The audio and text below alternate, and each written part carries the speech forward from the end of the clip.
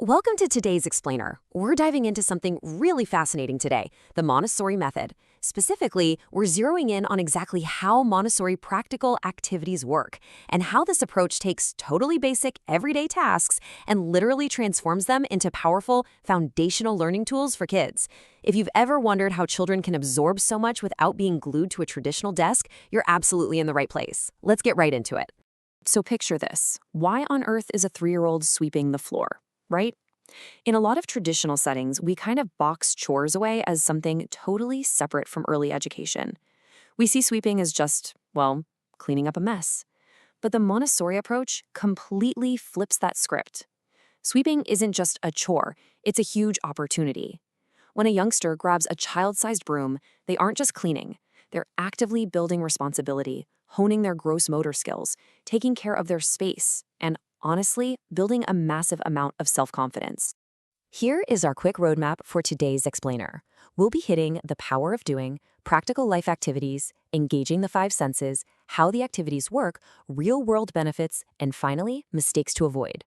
Let's start with Section 1, the power of doing. There is just such a stark contrast between rote memorization, which is what most of us are used to, and actual real-life experience. Montessori emphasizes that kids don't learn best by memorizing facts off a whiteboard. They learn by doing, through real-life experiences, repetition, and independent exploration. This isn't just about keeping kids busy so the adults can get a break. It's about giving them a much deeper, long-lasting knowledge base. Plus, it gives them the confidence that only comes from physically interacting with the world around them. Moving right along to Section 2, practical life activities.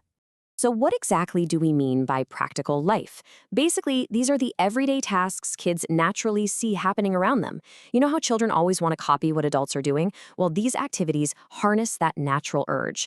They use it to teach kids how to care for themselves, care for others, and care for their environment. It works so well because it's deeply tied to a child's natural growth and their innate, burning desire for independence. To break it down a bit, practical life falls into 4 main categories. First step, care of self. Think buttoning a shirt, washing hands, or tying shoes. Second is care of the environment, watering plants, dusting, or like we talked about, sweeping. Third, we have grace and courtesy. This covers those vital social skills like taking turns, saying please and thank you, and greeting people politely. And finally, fine motor development, activities that really work those hand muscles, like using tweezers, snipping paper, or spooning beans from one bowl to another. That brings us to Section 3, engaging the 5 senses. While practical life is all about everyday tasks, sensorial activities are a bit different. These involve thoughtfully crafted objects specifically designed to let kids discover the world through their 5 senses: sight, hearing, touch, smell, and taste. Why is this so crucial? Well, by intentionally sharpening these senses early on, kids are literally laying a rock-solid foundation for future academics. We're talking reading, writing, math readiness, and even scientific observation down the line. In the real world, this means intentionally isolating one sense at a time. So for the auditory sense, a child might play with matching sound cylinders, focusing purely on their hearing to recognize different environmental sounds or notes. For the tactile sense, they might run their fingers over different fabrics, exploring rough versus smooth, or even hot versus cold. Visual activities might have them comparing different sizes or patterns. And olfactory and gustatory activities, that's where they get to identify herbs, spices, or figure out if something is sweet or sour. It's all about hyper-focusing on just one specific sense. All right, Section 4, how the activities work. I actually want to slow down for a second here, because this specific 5-step framework is just incredibly effective. Step 1, the adult observes the child to see what they're actually developmentally ready for.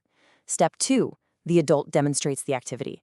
Step 3, the child gets uninterrupted time to practice. Step 4, they repeat it as many times as they want to. And Step 5, through all that repetition, they achieve mastery. It's this exact sequence that lets kids naturally build insane amounts of concentration and confidence, all without adults hovering over them or over-instructing. Let's look at a quick micro-story of how this plays out. Imagine a 3-year-old sitting quietly, super focused, pouring water from one tiny jug into another. Now, to us adults, it's just moving liquid around, right? But to that kid, it is an absolute masterclass in development. By doing this practical life activity, they're developing intense concentration, fine-tuning their hand-eye coordination, and gaining the exact fine motor control they'll eventually need to hold a pencil and write. It's a real game changer. Here's another quick example, but a sensorial one this time. A child arranging blocks from largest to smallest.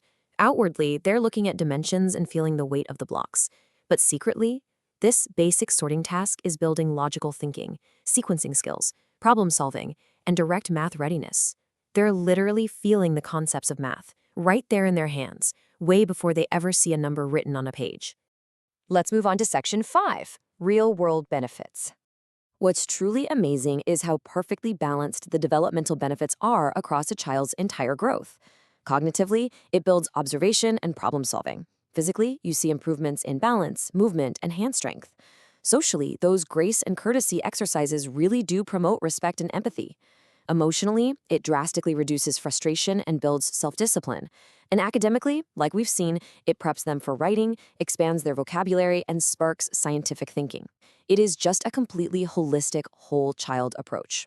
And finally, Section 6, Mistakes to Avoid. Look, we all have that natural instinct to jump in and rescue a struggling child. It totally comes from a place of love. But one of the biggest mistakes we can make is actually doing the activity for the child. The absolute golden rule here is that children have to work individually to truly learn. Our job as adults is just to lead. We set up a beautifully prepared environment with those child-sized materials, and then we step back. We really have to resist the urge to take over. Another super common pitfall is rushing the process, or honestly, just talking too much. We always want to over-explain things, but Montessori tells us to keep our demonstrations short and sweet. Show them how to do it with precise movements, but keep the verbal instructions to a minimum.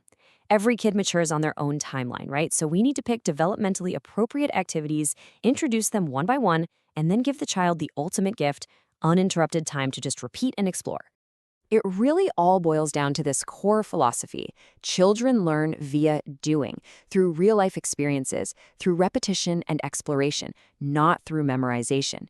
Meaningful learning just doesn't happen when a kid is passively sitting and listening. It happens when they're actively out there discovering the world with their own two hands. I want to leave you with a thought to chew on. If a simple act, like just pouring water between two jugs, can teach a 3-year-old concentration, physics, and fine motor control, what other everyday household objects are just sitting there, waiting to become your child's next best teacher? You know, you don't always need expensive, flashy gadgets to foster brilliant minds. Sometimes, literally all you need is a little broom, some blocks, and the patience to let them explore. Thanks so much for joining me on this explainer, and I really encourage you to look around your own home today with a brand new perspective.